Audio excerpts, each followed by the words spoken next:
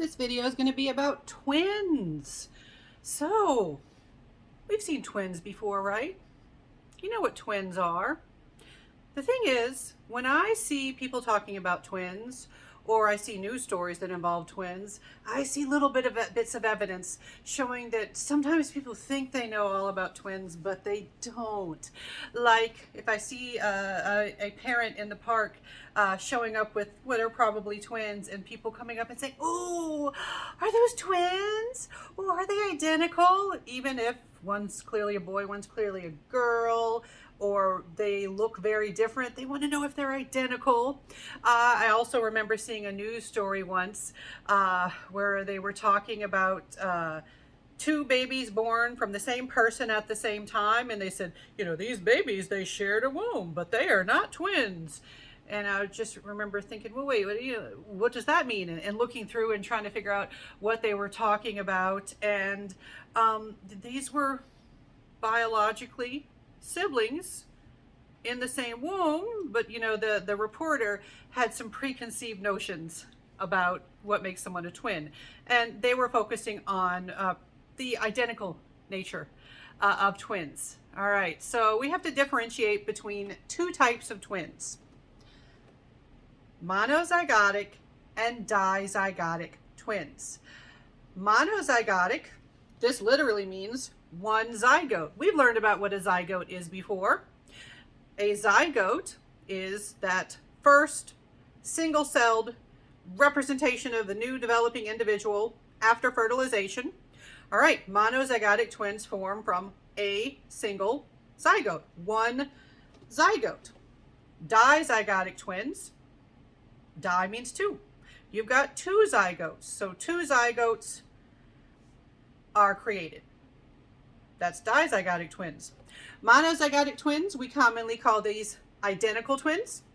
Dizygotic twins, you can call them non-identical or fraternal twins in everyday language, but the official terms, monozygotic, dizygotic, are sometimes abbreviated MZ and DZ. Now, what are the differences here? Because what makes you a twin? If you are a sibling in utero at the same time with someone else, hey, you guys are twins.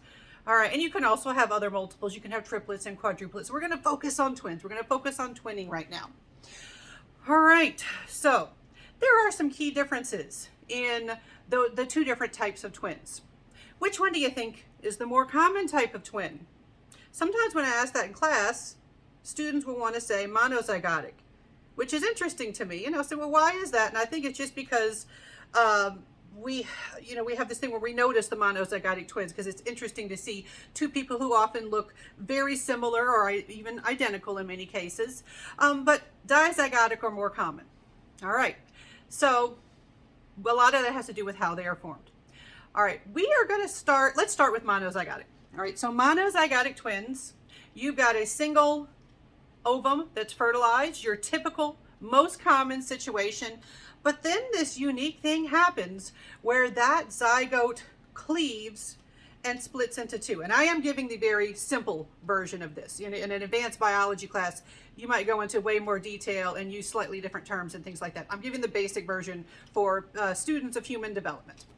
All right, so you got a single zygote. It splits into two identical or very close to identical individuals. I have seen some articles, some research showing that they are very close to identical, but not necessarily completely identical. So I like to give those caveats.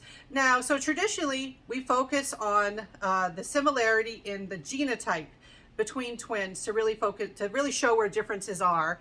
All right, so with monozygotic twins, they are going to be near 100% identical in their genotype. The genotype will be the same with monozygotic twins. That's why they look alike. That's why they should have the same, the biological sex, and they could differ for some like hormonal exposure or some unusual situations, but they're gonna have the same sex typically.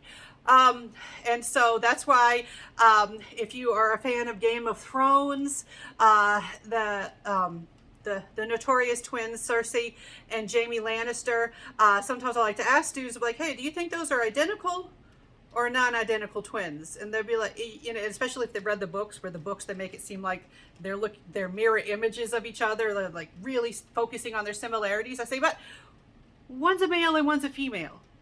They have to be dizygotic, unless some unusual stuff went on. Those should be dizygotic twins. All right, so monozygotic twins, they are less common. And this is not the sort of thing that would run in families. There is kind of this myth that twinning can run in families, and it certain things that can contribute to twinning, dizygotic twinning, can run in families. But anybody who conceives a child, anyone who conceives a child could possibly have monozygotic twins. It just happens. All right.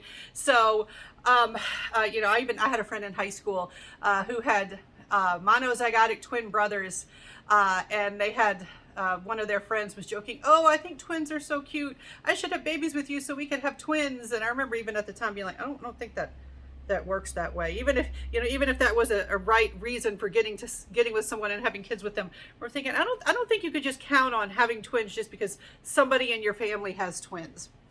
All right, so monozygotic, single zygote splits, they are 100% or close to 100% identical in their genotype. Sometimes the split is not complete. If the split is not complete, you can have conjoined twins. We used to call them Siamese twins. Don't use that term. That is an antiquated, inaccurate word, or it has to do with being from Siam, and that we don't even call that country Siam anymore, and it's wrong. All right, conjoined twins is the correct, accurate term for twins where there is not a complete split. And depending on when the split is incomplete and where and what parts of the body are affected, it can lead to a situation where that's very risky for those individuals to be connected. Sometimes there are situations where they can do surgery to separate them. Other times it's not possible because of what is connected. It is a rare situation, but it is possible to have conjoined twins. Conjoined twins, they're monozygotic twins. Dizygotic twins, the more common one. Well, how would this happen? How do you have two zygotes? Well, with ovulation, typically you have a situation where one ovum is released, but you could have two. It's not a guarantee. You're not forced to only have one. Sometimes in just times of stress, someone might ovulate more than one. If you are using certain fertility drugs, a lot of fertility drugs work by hyperstimulating the ovaries. If the ovaries have been hyperstimulated, they very well could ovulate more than one ovum. In fact, if you go in for fertility treatment, what we call assisted reproductive technology, not artificial reproductive technology. A lot of students will slip up and do that. Assisted reproductive technology. All right, I really don't like that word artificial associated with insemination or reproductive technology, because you're going for a real pregnancy, a real baby if it works. All right, so ART, assisted reproductive technology, you use medication sometimes to hyperstimulate the ovaries. They will warn you. They'll say, hey, you may end up getting twins, triplets, or even higher levels of multiples from doing this. All right, so other people just naturally are super ovulators. They often ovulate more than once, or more than one ovum. And in fact, we do see some differences.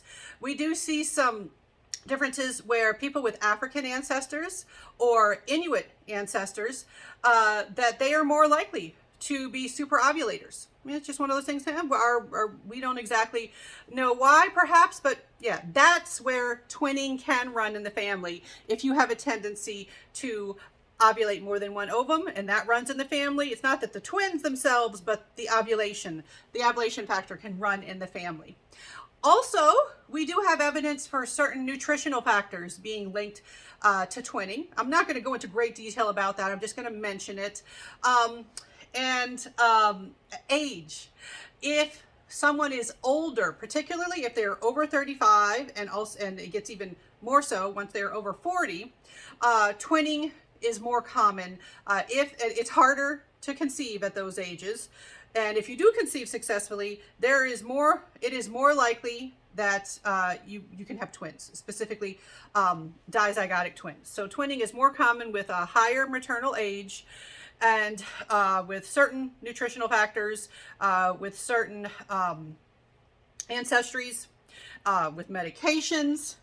And also, another thing that can happen is with another type of assisted reproductive technology, IVF. We've mentioned that previously. In vitro fertilization, that is a very complicated procedure where follicles are extracted from a person's ovaries typically after they've been hyperstimulated, but they're fertilized outside the body. They're fertilized in a petri dish, and sometimes more than one blastocyst, that's the name for that fertilized egg that's advanced to a ball of cells stage. Sometimes they transfer more than one blastocyst to try to maximize their chance of success, because a lot of times you're doing IVF after you've been trying for years to have a child, and it's expensive. You're using all of your savings to do it. So oftentimes people will try to maximize their success because it's very likely that those blastocysts will not implant. And so they say, well, let's put two and hope that they implant. And then the doctors, they will meet with you and they will say, okay, both could implant, you could end up with twins, or they could transfer 3 or 4 and say, you might get quadruplets out of this. I want to make sure you know what you're getting into. And so sometimes twins and other multiples come from IVF, where more than one blastocyst have been transferred into the person's uterus. All right, so those are some different ways that you can have dizygotic twins come about. Now, dizygotic twins, how genetically similar are they in their genotype? Well, if anybody watching this has a sibling, a brother or a sister, or perhaps a non-binary sibling, you are just as genetically similar to them as dizygotic twins, which is about 50% similarity in the genotype. So they're just as genetically similar as any sibling pair. They are going to be unique because they're the exact same age as their sibling. They did share a uterine environment, so it's not like they are not special. It's not like, they don't have a unique experience. It's just genetically, they're not as genetically identical as monozygotic twins. All right, that's the stuff I want you to know about twinning.